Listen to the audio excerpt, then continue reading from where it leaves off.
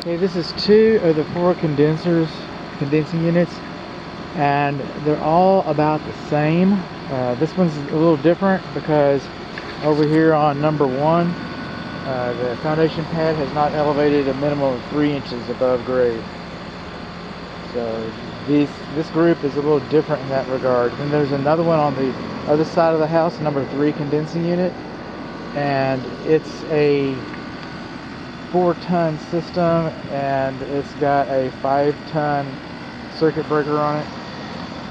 So when you get a condensing unit that's been overfused, then that means that the condensing unit can run in critical conditions longer, and thereby making it more susceptible to damage to your equipment. So that's the downside of having too large of a circuit breaker, one of them.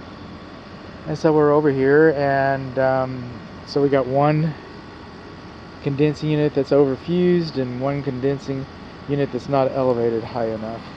Now, that being said, these condensing units are all a year old, and they all have 410A refrigerant inside of them, which is perfectly legal. They're selling it right now. If I got a new air conditioning on the side of my house, I probably would be settling I probably would be settling, for a 410A system. I hope my system lasts long enough for the change out. But the point of the story is that 410A is no longer manufactured in the United States, no longer imported in the United States. Yes, they have stockpiles of it because they did anticipate it. But as the stockpiles diminish, then so the value of the medium, which is the 410A, the refrigerant, is going to get more expensive and more expensive and more expensive. Like I said, they can sell these. They're on the shelf, but they're not going to make another one. They're not going to make another one. You know what else they're not going to make another of? They're not going to make another compressor. They can sell you a compressor off of the shelf, but they cannot manufacture a new one. You can't order a new one out of the factory. If it's on the shelf, they can get rid of it. That's also electronics, valves, anything that has to do with the 410A system, anything that's not universal. Like, you'll always be able to get a fan, but anything like that, the parts are going to become increasingly rare.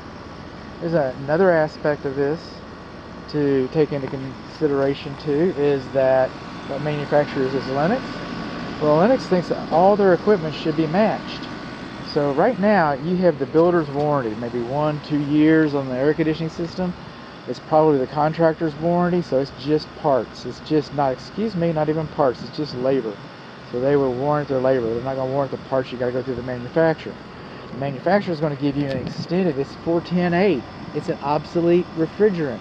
You want an extended warranty. So Lennox will offer you an extended warranty at no charge. I believe it's no charge, an extended warranty to cover this stuff, so that if it breaks and it can't be replaced, you got the warranty that comes in from Lennox is free. Well, there's got to be a catch, right? Yeah, there's a catch. Your equipment has to match, the condensing unit has to match the indoor air handler, which is the furnace and the evaporator coils and the air induction vents and any other equipment that you might have. It's all got to match. And the manufacturer wants proof that all your equipment is matched, and it's supposed to be registered within 60 days, I believe, maybe sooner. So did the builder register this? Do you have an extended warranty? There you go. Any other soapboxes, bud? No, just inspections. These are our electric service disconnects, and they should be sealed so that water doesn't get into your wall system.